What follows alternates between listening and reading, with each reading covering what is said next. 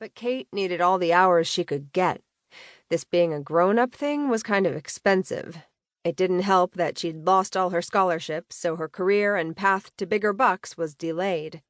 Even taking just 2 classes at a time to try to finish her degree without going into debt was a struggle on top of all her other bills. Yeah, adulting was not what it was advertised.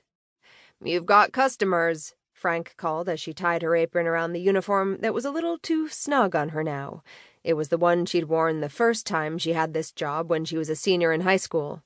Since it still sort of fit, she didn't see the point in spending the money on a new one when Frank hired her back when she came home, tail between her legs.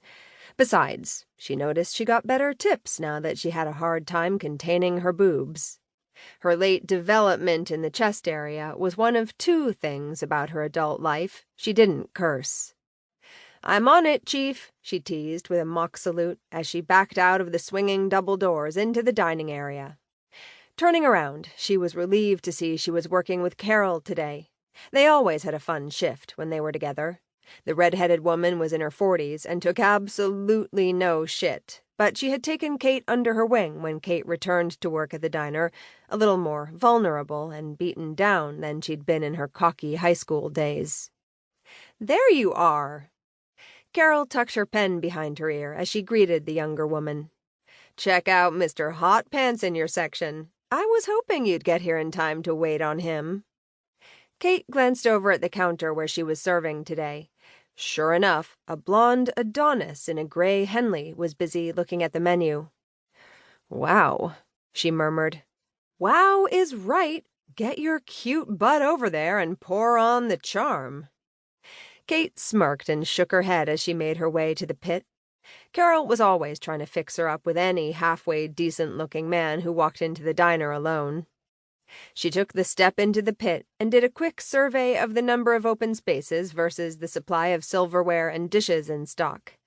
Kate never understood why they called the area in the middle of the counters the pit, since it was actually raised, so the servers stood above the customers. She grabbed the coffee pot and made her way to fill Adonis's coffee mug. "Do you need cream and sugar?" she asked the man sweetly as she began to pour.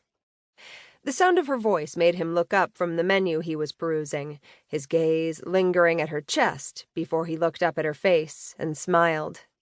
"Both, please."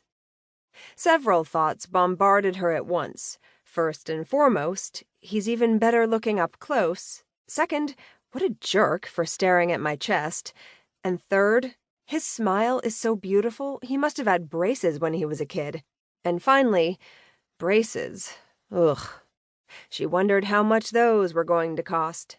Hopefully, Adonis was at least a good tipper. Usually, the guys who came in alone were.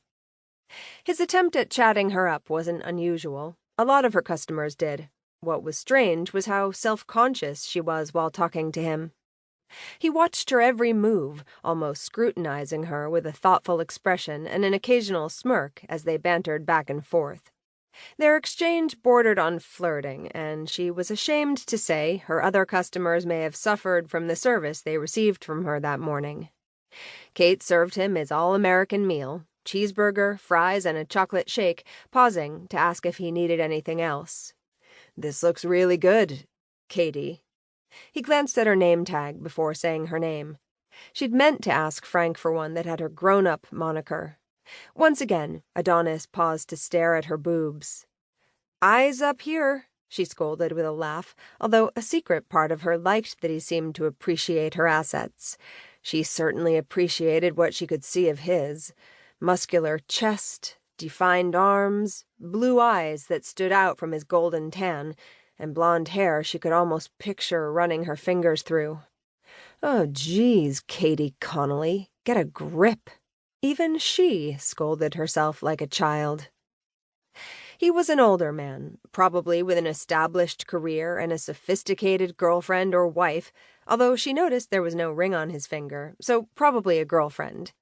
She had absolutely nothing to offer someone like him. He was just having fun and passing the time flirting with her.